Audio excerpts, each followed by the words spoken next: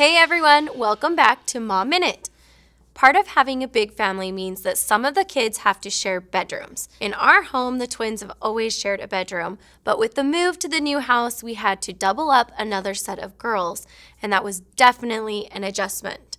Which brings me to Sylvia's question. She asks, I have a 20-month-old and a 4-month-old, and they are going to be sharing a room. Any advice on that? I'd love some tips. Anytime you take two kids that aren't sharing a room currently and put them together, it can be a difficult transition at first. They're not used to each other's sleep patterns, to the noises they're going to hear, that kind of thing. So don't stress if it's an adjustment at first or things aren't working exactly smoothly. I would definitely recommend trying to coordinate your schedules. Since both of your children are fairly young, this shouldn't be too impossible to do, but definitely try to get them on the same nap schedule or around the same nighttime routine and bedtime schedule. That way, they just get used to falling asleep with each other in the room and waking up with each other in the room, and that becomes a little easier of an adjustment. If your kids are sleeping in the same room, just go into it knowing that they're probably going to play when they're going to bed as well. That's totally normal. If the toys become a problem, take the toys out of the room so that they're not a distraction. But in our house, we kind of figured as long as they pretty much stayed on their beds, we didn't really care if they sat in there and chit-chatted with each other for a few minutes. It was actually very endearing to hear the twins in their little twin mumbo-jumbo language as babies talk to each other. And then they'd giggle and laugh, and we would stand outside their door and listen to them. It was very, very sweet. If you're going to have kids sharing the same room, I would definitely recommend starting them when they're younger, as it's just a natural, easier transition if they grow up expecting that versus taking two older kids and all of a sudden putting them together. That's much more difficult. Like with our twins, they started from birth sharing rooms, so that's just what they're used to. But when we moved to our new house, we had to take two girls that weren't initially together and put them together in the same room, and that was much more difficult. And in fact, we are still dealing with this same battle because I have one daughter that refuses to acknowledge that she shares a room, and she would rather sleep on the couch at night than sleep in the room with her sister. I do think it's helpful when you have older kids sharing a room to talk about it before it actually happens.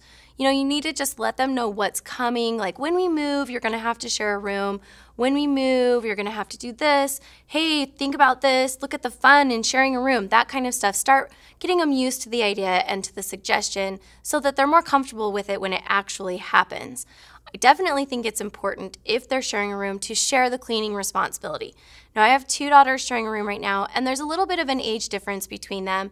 And so one of them constantly is frustrated because she feels like she has to clean up all of the younger's toys and mess. So it's very important as parents to make sure that you're not burdening one child with the cleanup of the entire room. Make sure that you're sharing it, like take turns cleaning the room or split the room in half or whatever works for your family. Likewise, I would recommend putting away anything that's really, really valuable to one particular child.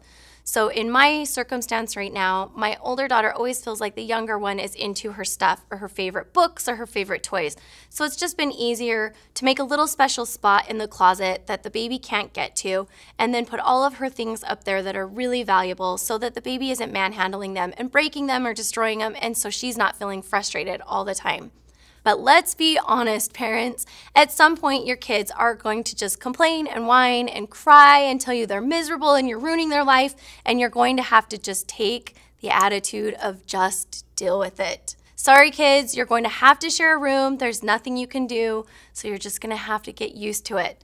They'll probably end up thanking you when they get older and they have great relationships with their siblings, but until then, they're just going to tell you that they're miserable. Although my kids may fight from time to time about sharing a room, overall it really has brought them closer together and in a lot of ways been a really great experience.